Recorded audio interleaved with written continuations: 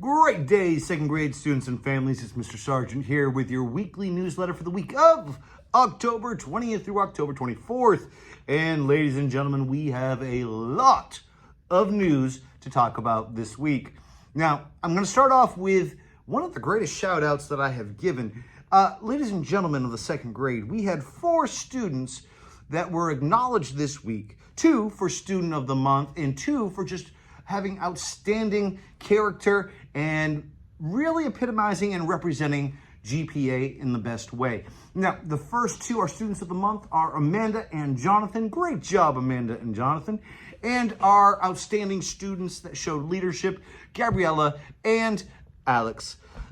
Words can't express just how proud of you I am, how proud your families are, as well as how proud you made your class. Keep up the great work, and ladies and gentlemen, I cannot wait to see who the next second grader who are going to win these awards are. Now, in school news, this Friday, October 24th, and the following Monday, October 27th, are teacher work days. Now, you may be asking yourself, didn't we just have a teacher work day? Well, yes, we did just have a teacher work day. But these teacher work days are a little special because this week, we will also be sending home a link for Sign Up Genie, which is going to allow you to schedule a parent-teacher conference this year. My favorite parts of this job is, other than teaching some incredible students, is also getting a chance to talk with the families. Parent-teacher conferences allow us to create a plan, show progress, show off some work, and try to build that connection to the things that we're doing here at GPA and the things that can be done at home. So be on the lookout this week for that Sign Up Genie. That you'll see a little link. We will be setting up certain times. We can do our conferences virtually. We can do face-to-face. However is easiest for you, we can do. So ladies and gentlemen, keep an eye out on that.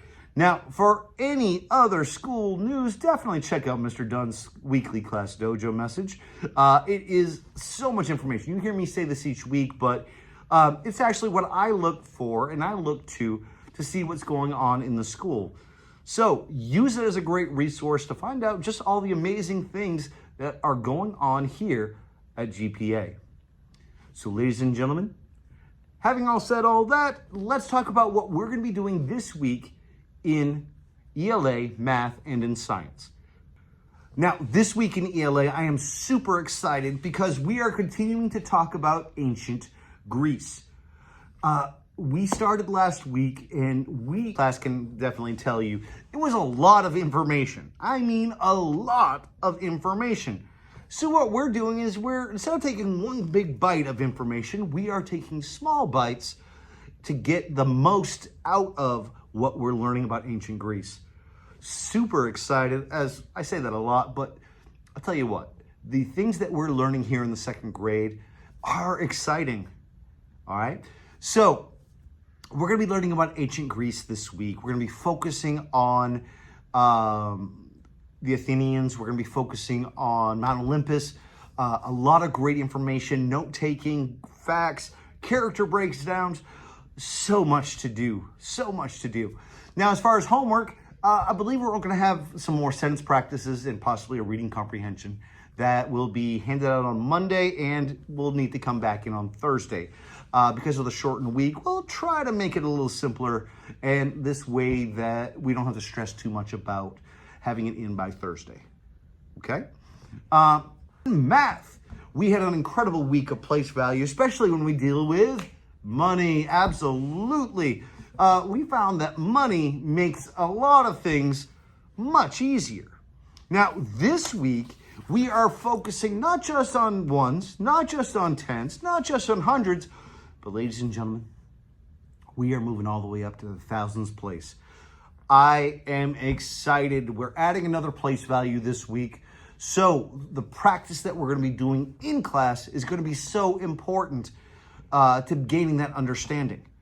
Now, the practice at home deals with standard form, place value form, expanded, and picture. Okay, and if you look right there, there are multiple ways to do this. And that's what's great about this math. Our method is working for you. We get to practice with it.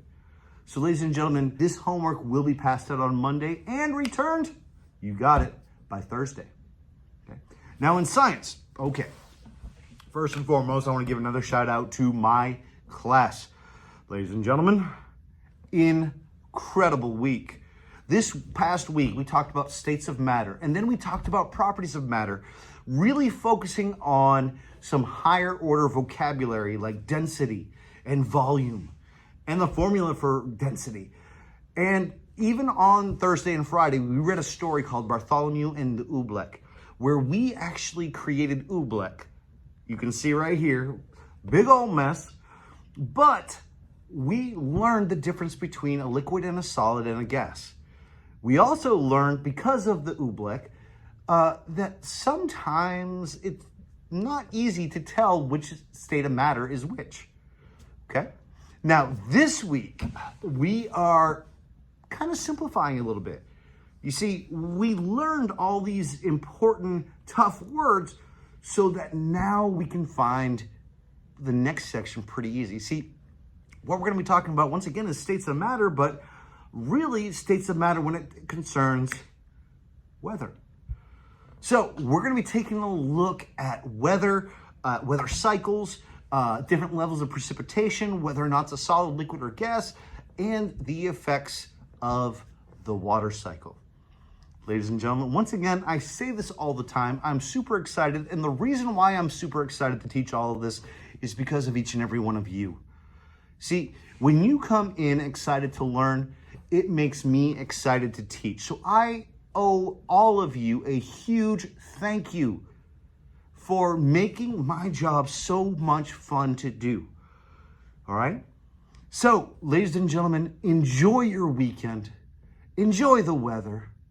And I can't wait to see each and every one of you bright and early on Monday.